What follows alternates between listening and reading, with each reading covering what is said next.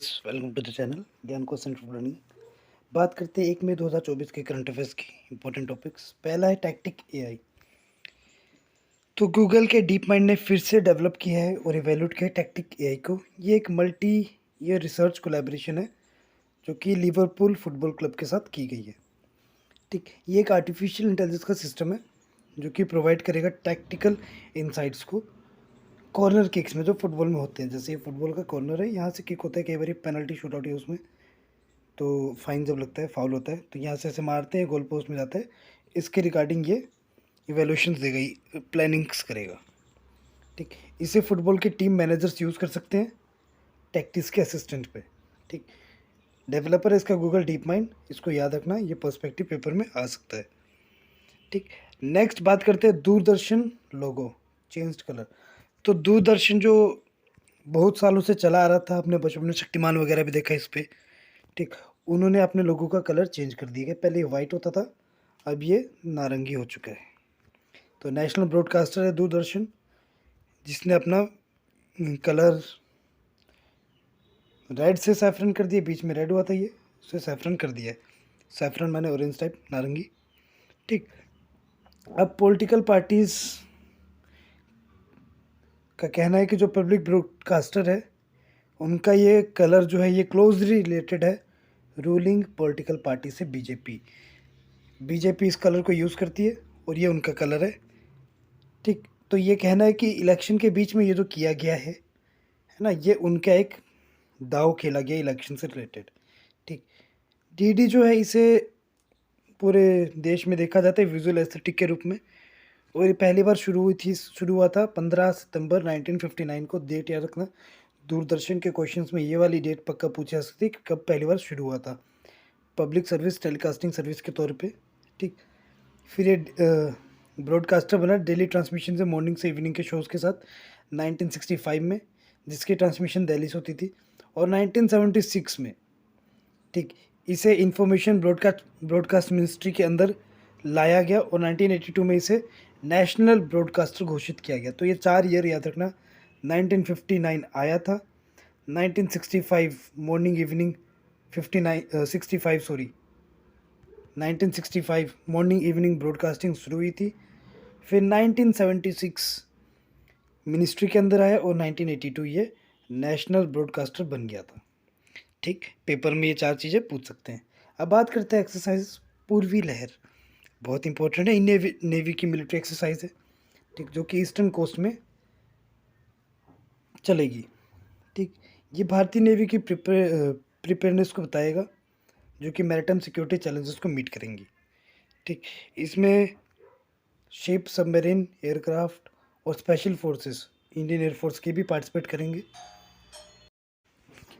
कुछ इसमें coast guard के भी अंश पार्टिसिपेट करेंगे। ठीक, ये बहुत सारे फेजेस में होगी, मल्टीपल फेजेस में होगी। पहला टैक्टिकल फेज होगा। ठीक, उसके बाद इसके सो ऑन नेक्स्ट फेज होंगे, एक वेपन फेज भी होगा इसमें। ठीक, पहले टैक्टिक्स प्लानिंग्स देखी जाएंगी, फिर वेपन्स के ज़रिए देखा जाएगा। अब अगला है guidelines for elimination of corporal punishment in schools, GECP। ठीक, तो तमिलनाडु स्कूल के जो एजुकेशन डिपार्टमेंट है, TNSED, ठीक, उन्होंने रिलीज़ की है GECP guidelines for eliminating corporal punishment in school. ठीक, बच्चों के फिजिकल और मेंटल वेलबींग को सेफगार्ड करने के लिए ये गाइडलाइंस इशू की गई हैं डायरेक्टर ऑफ स्कूल एजुकेशन और डायरेक्टर ऑफ एलिमेंट्री एजुकेशन के बिहाफ से। ठीक, जो कि कई हैरेसमेंट्स को कवर करता है राइट टू एजुकेशन एक्ट 2009 के तहत। ठीक, इसमें होंगे अवेयरनेस कैंप, कुछ कंप्लेंट रेजोल्यूशन होंगी और मॉनिटरिंग कमिटीज़ होंगी हर स्कूल में, जो कि इन चीज़ों पे नज़र रखेंगी। कॉर्पोरल पनिशमेंट होता क्या है? ये एक फिज़िकल तरह की फोर्स होती है, बच्चों के अगेंस्ट यूज़ की जाती है डिसिप्लिन के अगेंस्ट या एजुकेशनल सेटिंग्स को इम्प्रूव करने के लिए। इसमें हीटिंग हो सकती है, स्पैंकिंग हो सकती है और कोई भी फिज़िकल फॉर्म हो सकता है, जो कि टीचर्स के द्वारा स्कूलों में बच्चों के अगेंस्ट किया जाता है। नेक्स्ट बात करते हैं national centre for good governance, MOU, memorandum of understanding. तो एक डेलीगेशन गया है भारत से बांग्लादेश, जो कि डिस्कशन करेगा बायलैटरल एमओयू को रिन्यू करने के लिए, ठीक।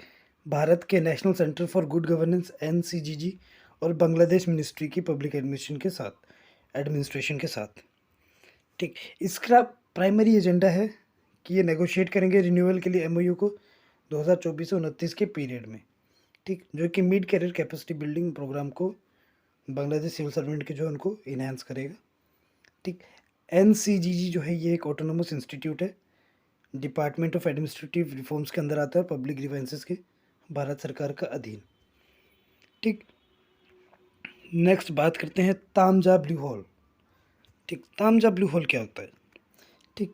तो ये बेसिकली मैक्सिको के शेतुमाल बे में देखा गया है, ठीक। तो ये एक deepest known underwater sinkhole है, ठीक। पानी के अंदर जो गहराई है ये उसमें सबसे ज़्यादा गहरा सिंक होल है। सिंक होल बेसिकली एक तरह का होल होता है जिसमें पानी कुछ इस तरह से अंदर की तरफ जाता है, सेंट्रीफ्यूगल फोर्स वगैरह उसमें एक्ट करती है। तो ये सबसे ज़्यादा deepest non water sinkhole है। पेपर में डायरेक्ट आ सकता है कि कौन सा है, तामजा ब्लू होल, ठीक। ये शैतुमाल बे में एग्जिस्ट करता है जो कि साउथ ईस्ट कोस्ट में है, यूकेतन पेनिनसुला में, बेसिकली मैक्सिको के पास, ठीक। इसकी गहराई है 390 फीट, मतलब 119 मीटर, ठीक, जो कि पिछले वाले से थोड़ा बेहतर है, ठीक है, जो था शांसा योंगले ब्लू होल जिसे ड्रैगन होल कहते थे चाइना वाले, ठीक। ये फैला हुआ है लगभग 13,660 स्क्वायर मीटर्स तक, बहुत बड़ा है, अंडर वाटर कैवर्न है ये, ठीक। तामजा मीन्स होता है deep water in Mayan language, ठीक। अगला है एक्सेप्टेंस सैम्पलिंग वीवीपैट। इलेक्शन चल रहे हैं, ये वाला करंट अफेयर्स में ना आए ऐसा हो ही नहीं सकता है, इलेक्शन का साल है, ये वाली चीज़ें पक्का आ सकती हैं, ठीक।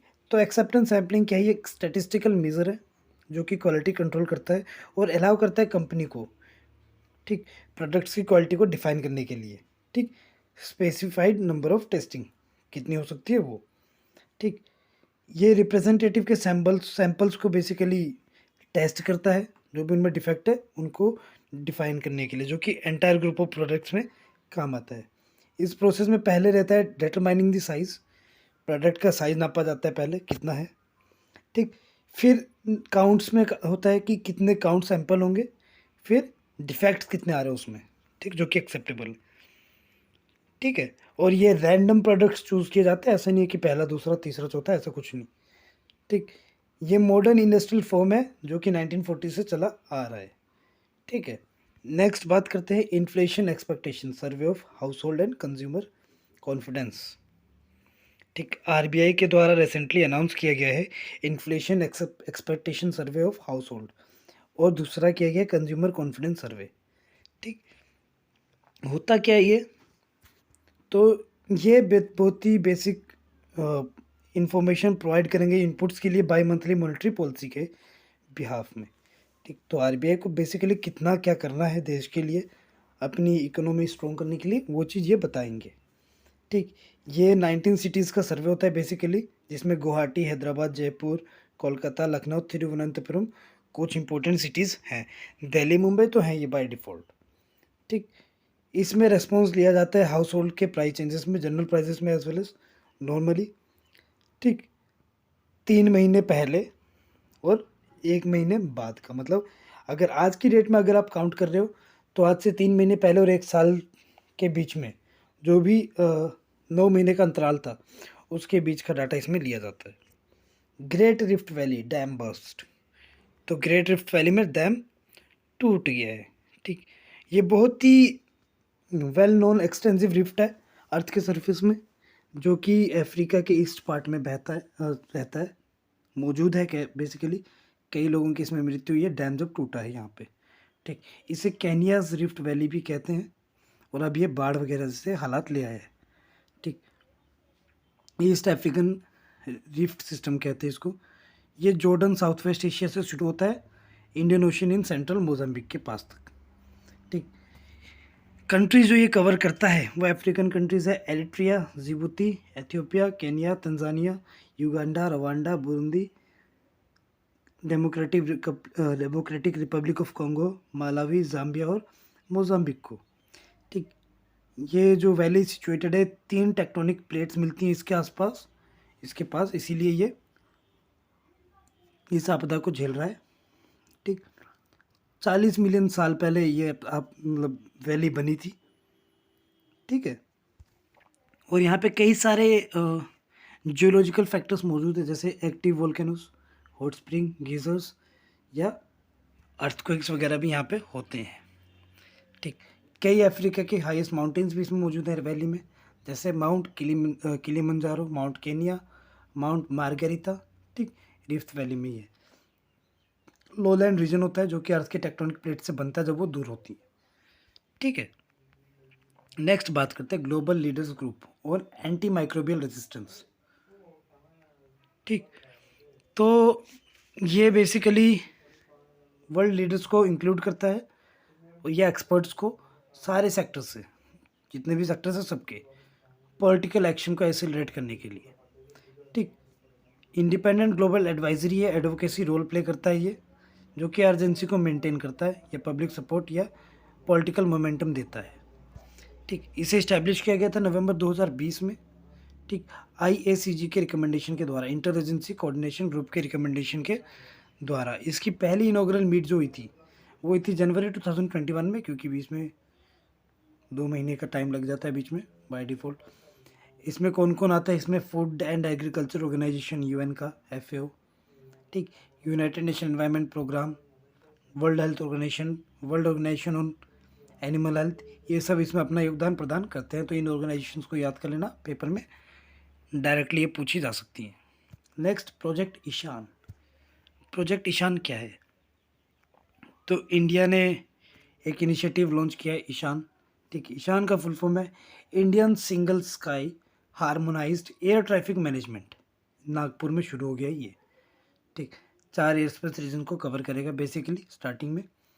ये एयर ट्रैफिक मैनेजमेंट को इन्हेंस करेगा, बूस्ट अप करेगा। ठीक, एयरलाइंस को बेनिफिट देगा और पैसेंजर्स को ऑपरेशंस के लिए एफिशिएंट या सेफ रूट देगा। ठीक, चैलेंजेस जो इंक्लूड है इसमें वो है टेक्नोलॉजिकल इम्प्लीमेंटेशन या प्रोसेस चेंज या रिटेनिंग या स्टाफ। ठीक, 4 FIRs में डिवाइडेड है Indian air space, Mumbai, Delhi, Kolkata और चेन्नई। और कुछ सब FIR है, वो है गुवाहाटी। ठीक, जो कि सेपरेटली मैनेज किए जाते हैं। ठीक, एयरपोर्ट अथॉरिटी ऑफ इंडिया ने इसको बेसिकली जो प्रोग्राम है इसको नागपुर में भी शुरू करने के लिए कहा है, क्योंकि वो basically centre of the country के मतलब एक हिस्सा है। ठीक, तो ये कुछ इम्पोर्टेंट चीज़ें हैं। और अगर आपको एयर लाइंस के क्वेश्चंस कुछ आते हैं या प्राइवेट सेक्टर के प्रोजेक्ट्स में आते हैं, तो प्रोजेक्ट ईशान पक्का आ सकता है।